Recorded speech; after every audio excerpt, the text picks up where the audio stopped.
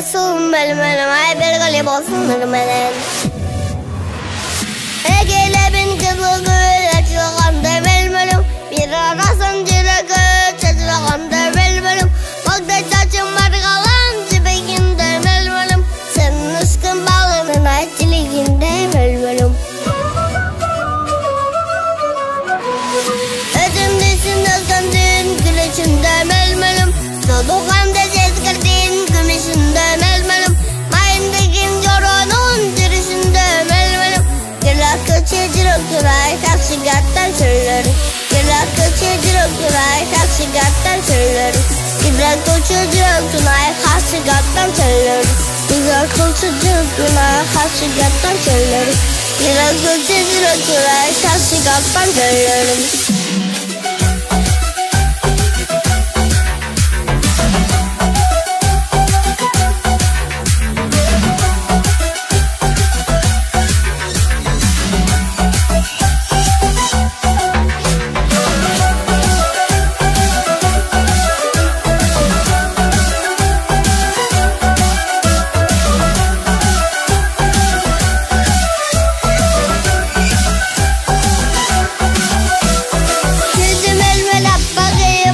Seni tapmadım, izde bir hep günüdüm, bölümüne kaksadım.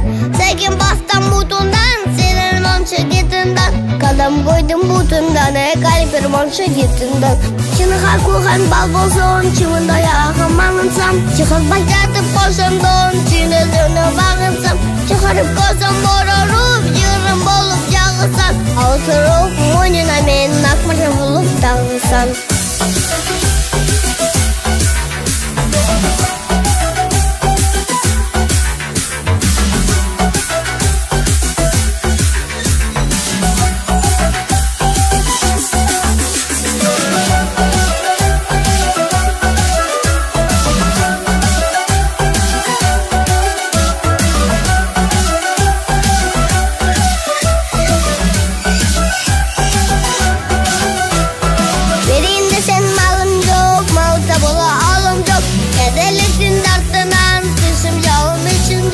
Yoktan bunlarına karabaydakin gülüşüm.